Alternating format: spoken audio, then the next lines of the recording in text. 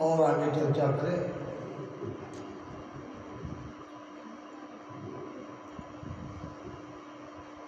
सत्स्वरूप आनंद पद की भक्ति के दो भेद हैं। एक है भक्ति का मार्ग, एक है साधना का मार्ग। इसमें भक्ति का मार्ग, प्रेम का मार्ग बड़ा आसान है और साधना का मार्ग जटिल है, कठिन है।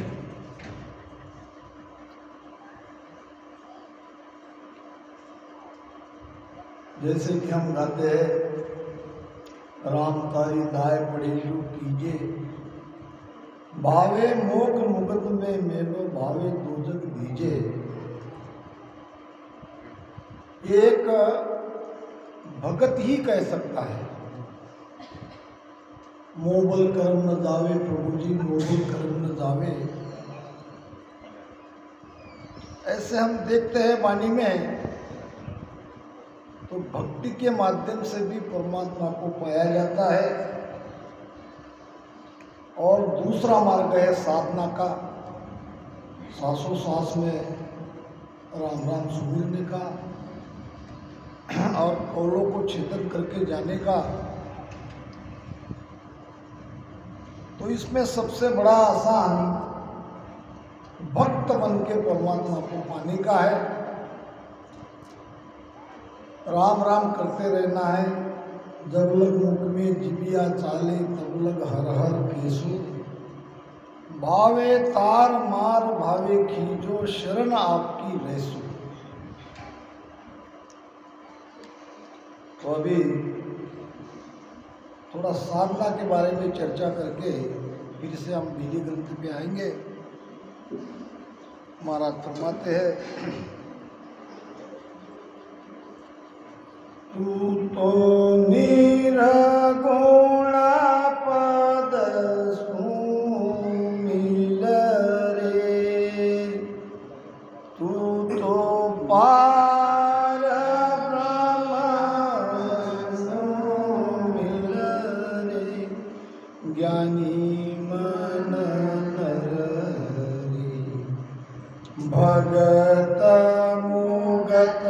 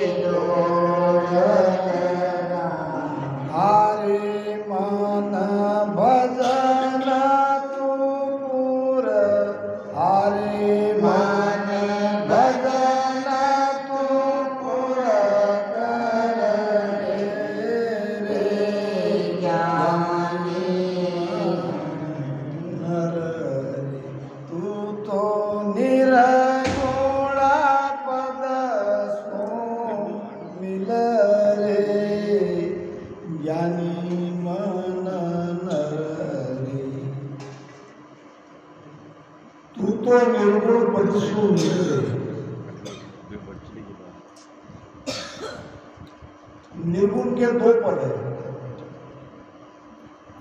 निर्गुण यानी गुण रहित, जहाँ रजतम सत्व ये तीन गुण नहीं है, ये त्रिगुणी माया नहीं है। एक तो परमात्मा का, दूसरा आत्मा का। महाराज फरमा रहे हैं कि तू तो निर्गुण पदसु मिल रे, ज्ञानी मन नर रे। ज्ञानी को ही कहा है, ज्ञानी मिल्या ज्ञान मैं देऊं, भेदी को समझाऊं। कह सुख राम अज्ञानी आगे, हाथ जोड़ मैं जाऊं। ज्ञानी ही ज्ञान को समझेगा। अब यहां मन को कह रहे हैं, क्योंकि न शरीर सुन सकता है न आत्मा सुन सकती है। शरीर और आत्मा को जोड़ने वाला है ये मन। हालांकि ये मन काल है, फिर भी इसे ही कहना पड़ेगा, इसको ही ज्ञान देना पड़ेगा। अगर ये मन मान जाए, बस में हो जाए, तो बंधन से मुक्त करने वाला भी मन है, बंधन में लाने वाला भी मन है। मना एवं मनुष्याना बंधनों मोक्ष के कारण। मन के कारण हम बंधन में हैं, तो मन के कारण हम बंधन से मुक्त हो सकते हैं अगर ये मन मान जाए, मन को ज्ञान मिल जाए। अब कैसे निर्गुण पद में मिले, तो भगत मुगत की गेल संभाओ। ऐसी भक्ति धारण करो जिसमें हमारी मुक्ति हो जाए। मुक्ति का मतलब ये नहीं है वो चार मुक्ति वैकुंठ की, सलोकता, समीपता, स्वरूपता, साहित्यता। मुक्ति का अर्थ है बंधन से मुक्त होना। मोक्ष की परिभाषा ही यही है कि बंधन से मुक्त होना। तो मुक्त होने वाली जो भक्ति है उसका रास्ता पकड़ो। भगत मुगत की गेल संभाओ। अगर ऐसा नहीं करेंगे, हमारी कितनी भी इच्छा रहेगी बंधन से मुक्त होने की, रास्ता नहीं पकड़ेंगे। वो रास्ता बताने वाले जब तक नहीं मिलेंगे, तब तक ये जीव मोक्ष में नहीं जा सकता। नाम अमीरस इमरत खाओ। ऐसा नाम चाहिए कि जो अमृत के समान हमें प्राशन करने को मिले और हम अमर हो जाए। ये जो राम नाम है, ये राम नाम तारक मंत्र है, और सारे शास्त्रों ने, वेदों ने, उपनिषद ने इस राम नाम की महिमा करी है। अपने आप ये स्वयं सिद्ध मंत्र है। तो जिस भक्ति में राम नाम रटन करने को मिलेगा, वो भक्ति धारण करो और फिर सांस उसास की डोर लगाओ। सांस और उसास में जिह्वा से ये कागलिया जिभ को टच होना चाहिए। नेमचल कैसे जगेगा, विठल राव को महाराज ने बताया, उनके माध्यम से हम सबको बताया कि ओम अजपो संग करे, सोहम सा जान, ररो ममोरट जीव सु, धरे बीच में आन, धरे बीच में आन, तबे ने अंचर पावे, इन छे के बिन मेल पीट राख दे न पावे। सुख रामदास ये एकटा, मथे नाभ में आन, वो अदपो संग करे, सोहम श्वासा जान। ओम और सोहम, सोहम श्वासा हम लेते हैं, ओम से हम बोलते हैं। अब इसमें करना पड़ता है अजप्पा। अजप्पा का शब्द से अर्थ है बिना जाप किए हुए होने वाला जाप। यहाँ अजप्पा है कि वो श्वास की गति को आपको बढ़ाना है। यानी दूसरी भाषा में, योग की भाषा में अगर कहे अरद और उरद, जितनी नीचे जाती है उतनी नीचे लाओ, यानी ये हो गया अरद, और फिर उरद यानी ऊपर। ये अरद उरद श्वास में होता है अजप्पा। अजप्पा से ये श्वास की ताकत बढ़ती है, यानी पहले से ज़्यादा वो फोर्स से पीछन के रास्ते से ऊपर जाता है। ओम अजप्पो संग करे सोहम श्वासा जान ररो ममोरट जीवसु। ध्यान रखे, इसमें एक श्वास स्त्री है तो एक पुरुष है। रकार मकार यहाँ भी स्त्री पुरुष है, और ये कागलिया जीभ को टच होना चाहिए, यहाँ भी स्त्री पुरुष है। ये तीन जोड़ा है, तीन जोड़ा को मिलाना है। सांस उसास, रकार मकार और कागलिया जीभ को लगना चाहिए, और इन सबका नाभि में सुरती लगा के ध्यान करना है। ऐसे करते रहेंगे तो कभी भी सद्गुरु मेहर से नियंचर जगेगा। तो सांस उसास की डोर लगाओ, इस प्रकार से सांस उसास में राम राम करो, प्रेम से रटन करते रहो। हारे मन भजन पूर्ण कर ले, भरपूर भजन करो। बाबू जी ने बताया दोपहर की ध्यान के सत्संग में कि हम तो 4-4, 6-6 घंटे कर रहे हैं। दरिया सुमरन राम का कर ली जो दिन रात, वहां तो दिन रात की बात होगी। ये निर्गुण पद में जाने का ये पहला मार्ग है, पहला चैप्टर कहेंगे। अब दूसरा आगे, आसन मार जुगत शोभे सो, आसन मार जुगत शोभे सो, या घट माय पवन संग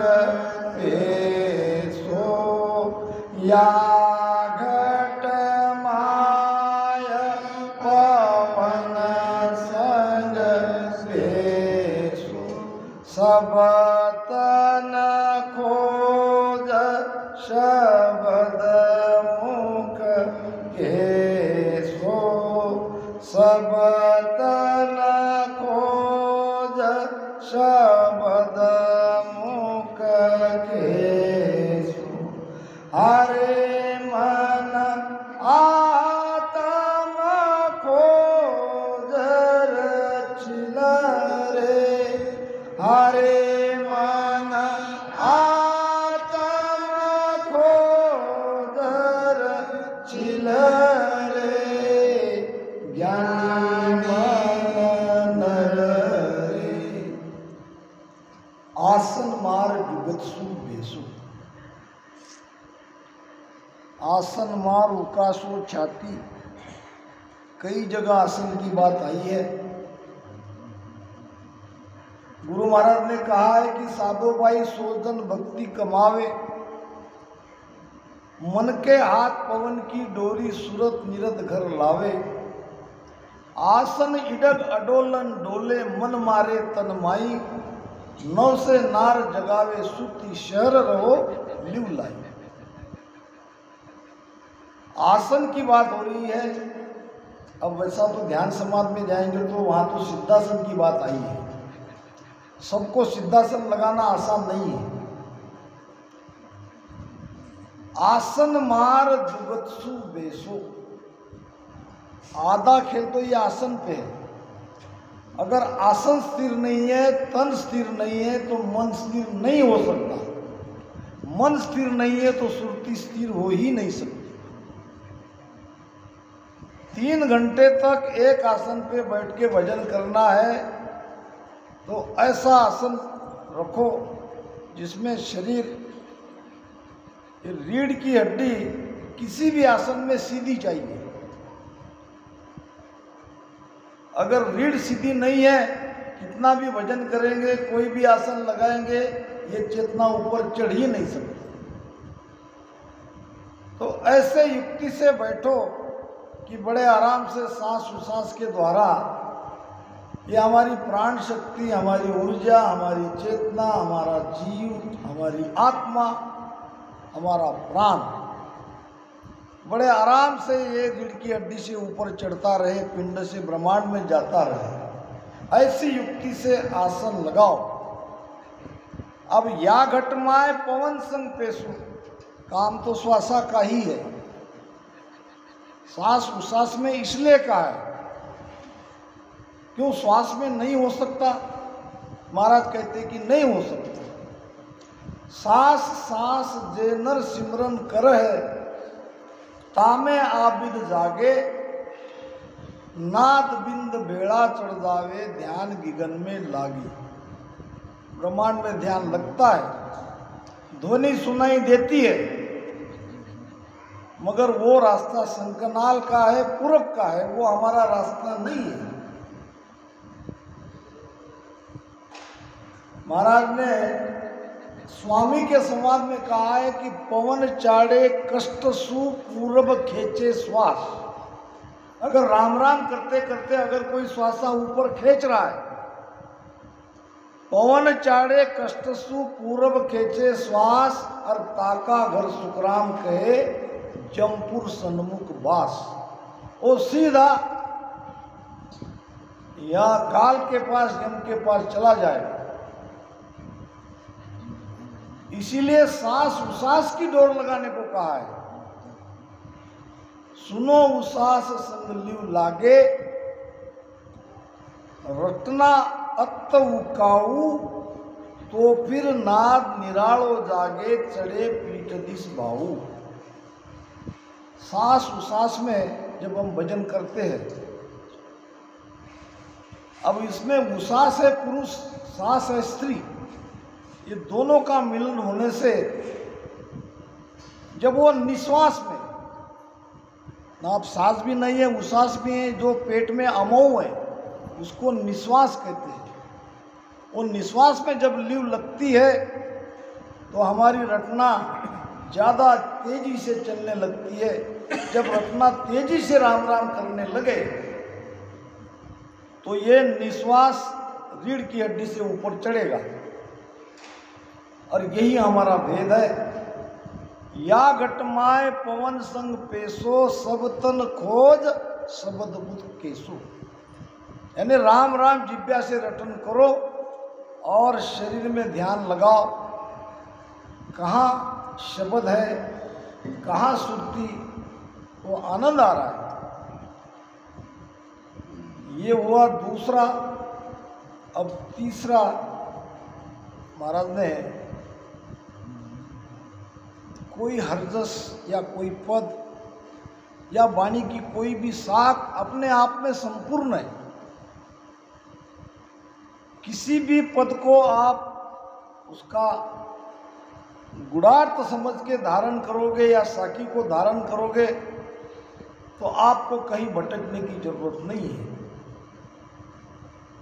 लिवा बांध सुमिरन ये सकी जे, लिवा बांध सुमिरन ये सकी जे, नाभि माय सूरत मन दिए, नाभि माय सूरत मन दिए, रसना जोर उतावल कीजे, रसना जोर उतावल कीजे, हरे मन बिरहन सुनीत खिला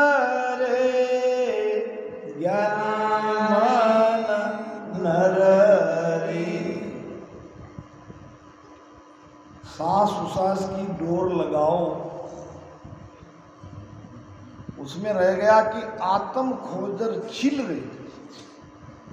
जब तक अपने आत्मा में उस परमात्मा को खोज नहीं लेते, तब तक कितना भी कष्ट क्यों न उठाना पड़े वो उठा लो।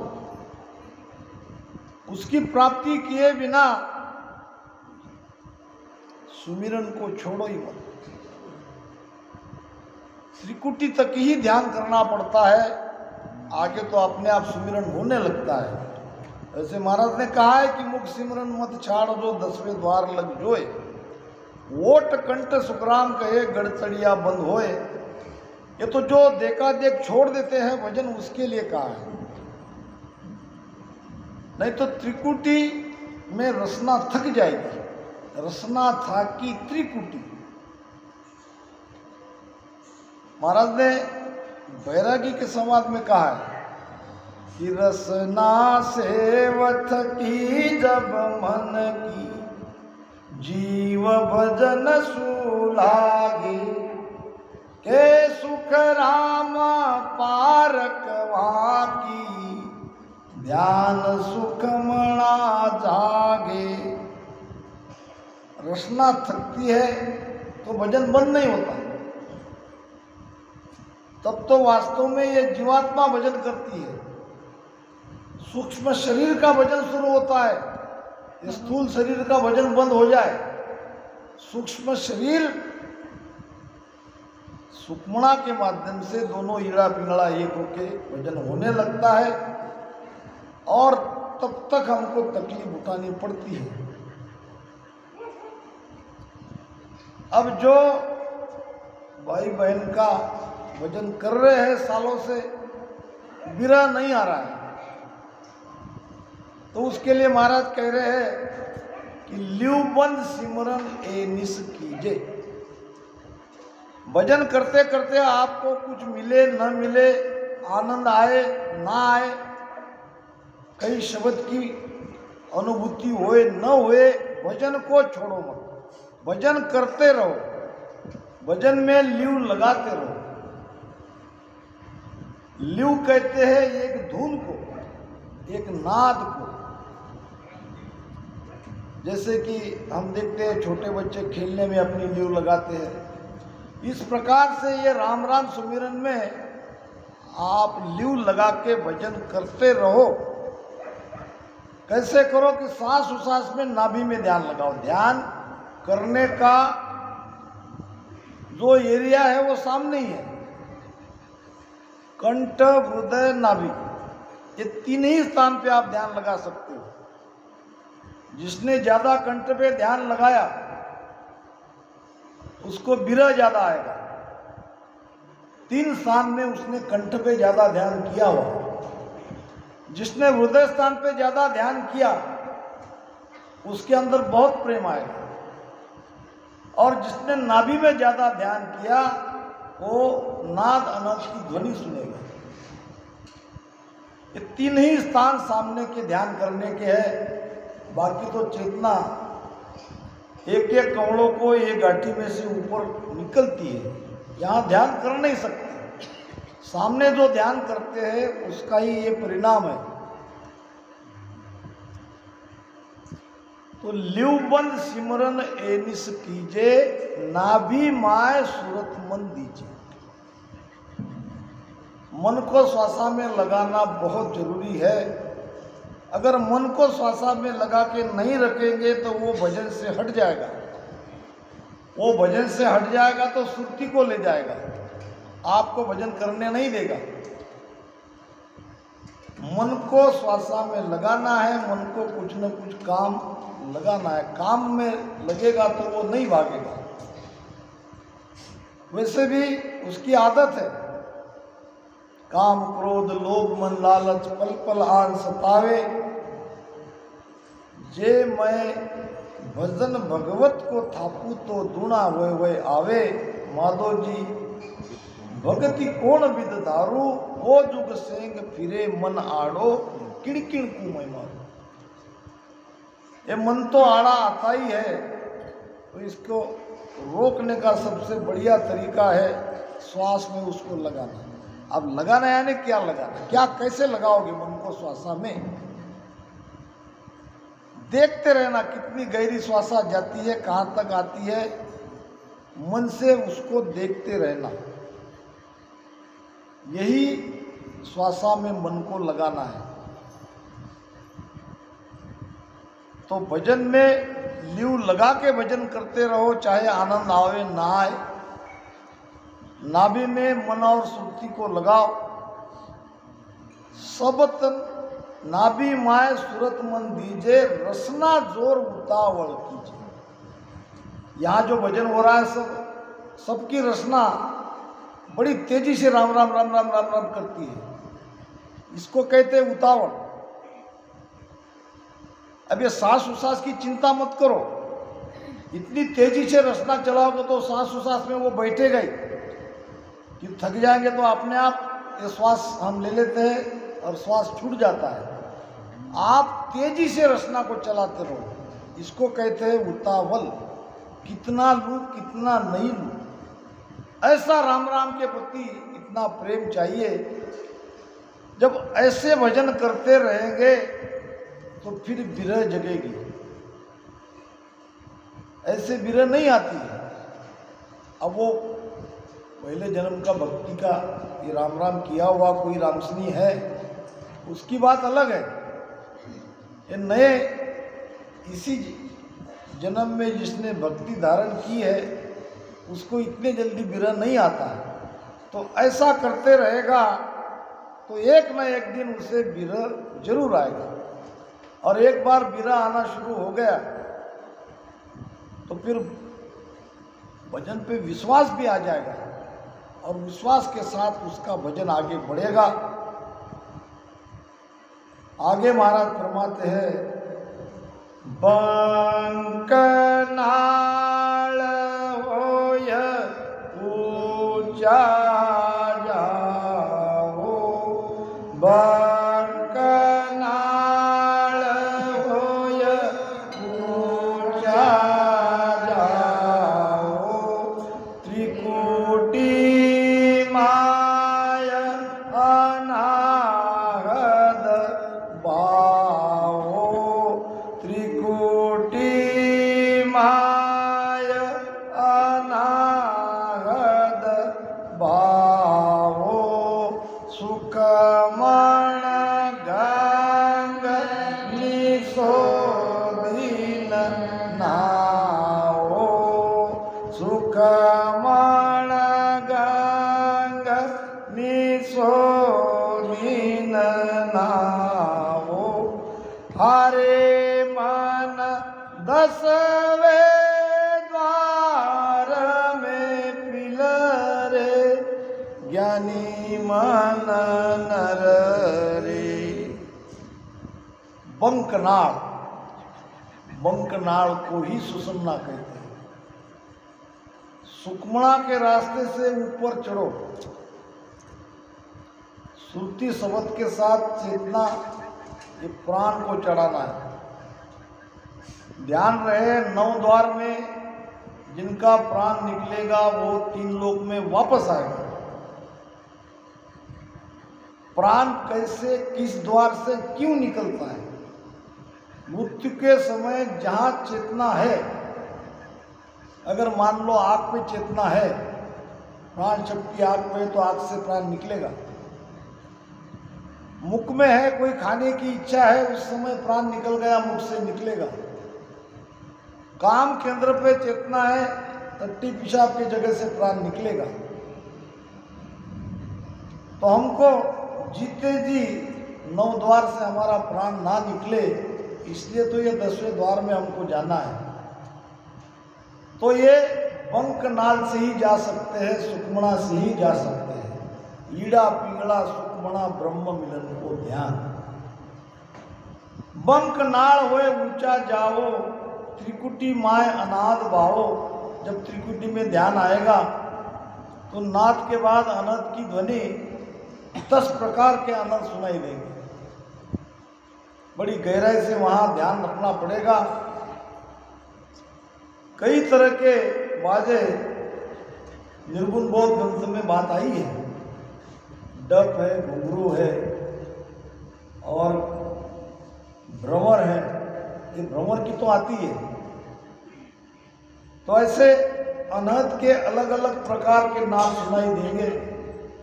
सुक्मण गंग निसो दिन नहाओ, नहाने का मतलब सुक्मणा का आनंद रात दिन लो। भजन कर रहे तो भी लो, नहीं कर रहे तो भी लो, बैठे हैं तो भी लो, चल रहे हैं तो भी लो।